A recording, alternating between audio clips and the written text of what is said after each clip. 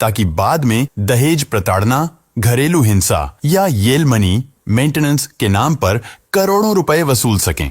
सोनम की phone chat और call records में संकेत मिले हैं कि अगर हत्या ना होती तो वो राजा पर येल मनी मेंटेनेंस, घरेलू हिंसा या मानसिक उत्पीड़न के आरोप लगाकर पैसे ऐंठने वाली थी। कई रिपोर्ट्स में कहा गया कि शादी महज दिखावा था। सोनम और उसका परिवार राजा की आर्थिक स्थिति देखकर शादी के लिए जल्दी तैयार हुए। यहाँ तक कि शादी के गहने, कपड़े और शॉपिंग सब राजा की तरफ से ही हुई थी। राजा के पिता और भाई ने आरोप लगाया है कि सोनम के परिवार का मकसद राजा को फंसाकर पैसे ऐंठना था, लेकिन जब उन्हें लगा कि राजा इतना भोला नहीं है और पकड़ में आ सकता है तो हत्या कर दी। सोनम राजा से शादी नहीं करना चाहती थी, लेकिन उसके पिता ने पैसों के लालच में सोनम पर दबाव बनाया। राजा करोड़पति घर का लड़का था। सोनम का परिवार पहले राजा से शादी करके उसे बाद में येल मनी या कानूनी झगड़ों में फंसाकर करोड़ों रुपए वसूलना चाहता था। और जब ये प्लान पूरा नहीं हुआ या राजा ने कोई विरोध किया, तब साजिश रचकर उसकी हत्या कर दी गई। अब लोगों की मांग है कि सोनम के पूरे परिवार को कड़ी से कड़ी सजा दी जाए, ताकि दोबारा कोई भी ऐसा करने की सोच न सके। राजा रघुवंशी हत्याकांड की तह तक जाने के लिए मेघालय पुलिस की विशेष जांच टीम 17 जून से लगातार इंदौर में डेरा डाले हुए है। पुलिस की यह टीम बांगंगा और देवास नाका इलाकों में सोनम रघुवंशी के घर, उसके भाई के ऑफिस, फैक्ट्री और उस फ्लैट तक पहुंच चुकी है जहां सोनम हत्या के बाद कुछ दिन तक छिपी हुई थी। पुलिस इस दौरान सोनम के परिवार वालों से घंटों तक पूछताछ कर रही है और हर उस पहलू की गहराई से जांच कर रही है जो इस हत्या की साजिश से जुड़ा हो सकता है। घर की तलाशी में पुलिस को 2 सूटकेस मिले हैं, जिनकी गहनता से जांच की जा रही है। टीम ने यह भी पता लगाया कि हत्या से पहले सोनम का अपने परिवार से कई बार विवाद हुआ था।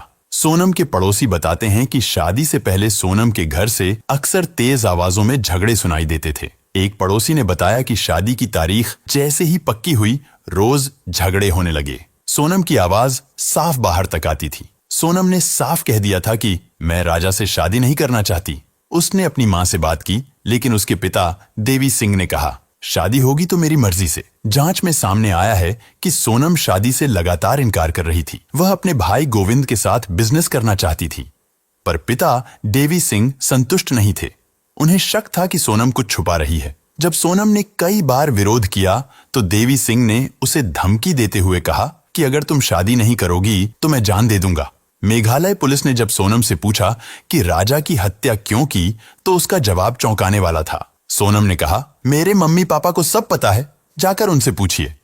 जब पुलिस ने सोनम की मां से इस बारे में पूछा तो उन्होंने कहा, हाँ, सोनम ने कहा था कि वह इस रिश्ते से खुश नहीं है, पर क्या करें, उसके पापा नहीं मान रहे थे। सोनम ने अपनी मां से साफ कहा था कि मैं राजा से शादी तो कर लूंगी, लेकिन उसके साथ कभी खुश नहीं रहूंगी।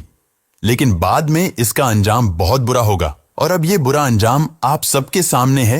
राजा अब इस दुनिया में नहीं है। राजा की हत्या के 20 दिन पहले ही सोनम और उसके प्रेमी राज कुशवाहा ने मिलकर इस खौफनाक साजिश की बुनियाद रख दी थी। राजा और उसके परिवार को इस साजिश की जरा भी भनक नहीं थी, क्योंकि सोनम शादी के दिन भी मुस्कुरा रही थी और अंदर ही अंदर एक तूफान पल रहा था, एक ऐसा तूफान जो राजा की जिंदगी लील जाने वाला था। मेघालय पुलिस को शक है कि इस हत्याकांड की साजिश पहले से रची जा चुकी थी और सोनम के परिवार के कुछ सदस्य इस योजना से अनजान नहीं थे। इसीलिए उनसे लगातार पूछताछ की जा रही है। पड़ोसियों की गवाही, सोनम की शादी से पहले की गतिविधियां, घर में तनाव का माहौल और उसके बयानों को देखते हुए पुलिस यह मानकर चल रही है कि यह सिर्फ एक अपराध नहीं, बल्कि एक ठंडी दिमाग से बनाई गई साजिश थी। यह केस अब हर दिन एक नई परत खोल रहा है और सोनम के घर के हर कोने, हर रिश्ते और हर झूठ पर पुलिस की पैनी नजर है। अब सबकी निगाहें इस बात पर टिकी हैं कि कब यह रहस्य पूरी तरह उजागर होगा और राजा रघुवंशी को पूरा न्याय मिलेगा। यह भी जान लेना जरूरी है कि सोनम और राज कुशवाहा की पहली मुलाकात महज इत्तेफाक नहीं थी। सोनम अपने भाई गोविंद के साथ प्लाईवुड के कारोबार में लगी हुई थी, लेकिन जल्द ही उसने हवाला के गोरख धंधे में भी अपने पैर जमाने शुरू कर दिए। इसी दौरान उसे एक ऐसे भरोसेमंद शख्स की तलाश थी जो इस गैर कानूनी कारोबार को उसकी तरह ही चुपचाप और चालाकी से संभाल सके। और यहीं से होती है राज कुशवाहा की एंट्री। राज कुशवाहा पूरी ईमानदारी से सोनम के इस अवैध धंधे में उसका साथ देने लगा। पैसों का खेल, लेन देन का जाल और गैर कानूनी मुनाफे का बढ़ता दायरा। यही वो जहर था जिसने दोनों को और करीब ला दिया। जो राज सोनम को पहले दीदी कहकर बुलाता था, वही अब उसे जान कहने लगा। दोनों का यह रिश्ता इतना गहरा हो गया कि प्यार अब जुनून बन गया, और यही जुनूनी रिश्ता कहीं न कहीं राजा रघुवंशी की दर्दनाक मौत की सबसे बड़ी वजह बना। राजा रघुवंशी की हत्या से 5 महीने पहले से ही सोनम और राज की नजदीकियां लोगों के बीच चर्चा का विषय बन चुकी थीं। तकरीबन 2 महीने पहले सोनम ने इंदौर के स्कीम नंबर 54 इलाके में एक नया दफ्तर खोला था। कागजों में इस दफ्तर को शेयर मार्केट से जुड़ा ऑफिस बताया गया था, जिसमें 7 लोगों को नौकरी दी गई थी, जिनमें से ज्यादातर महिलाएं थीं।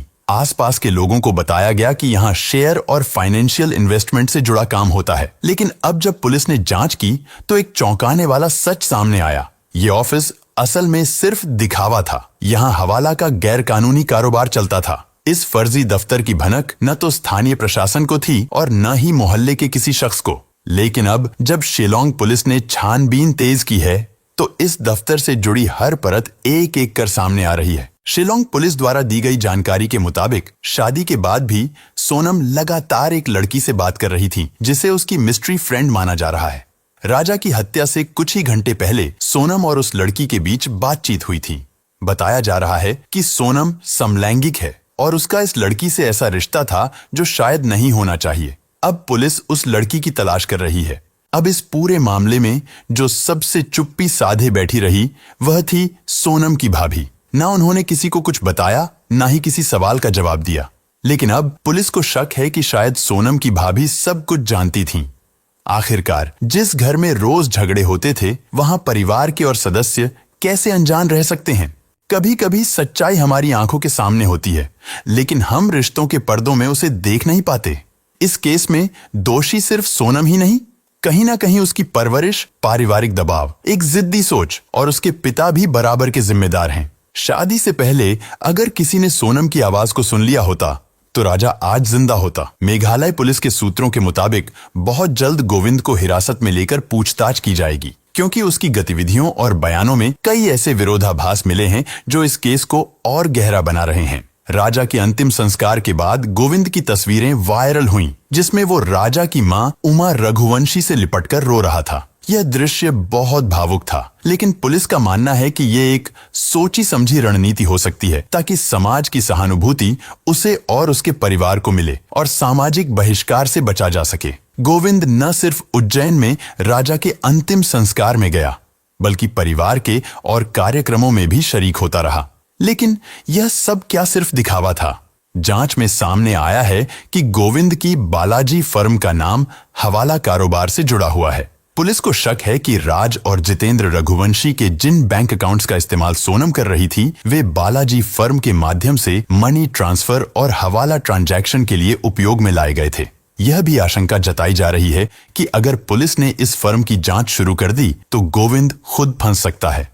शायद इसी डर से वह इस केस से लोगों का ध्यान भटकाने में लगा है। गोविंद ने बार बार बयान दिया कि राज और सोनम भाई बहन जैसे थे, लेकिन अब सबूत कुछ और ही कहानी कह रहे हैं। यह दावा किया जा रहा है कि गोविंद नहीं चाहता था कि केस में लव ट्रायंगल एंगल उभरे, क्योंकि इससे सोनम और उसकी फर्म दोनों की छवि खराब होती। यही कारण है कि वह जानबूझकर मीडिया और पुलिस के सामने ऐसे रिश्ते की बात करता रहा जिससे लोगों को गुमराह किया जा सके।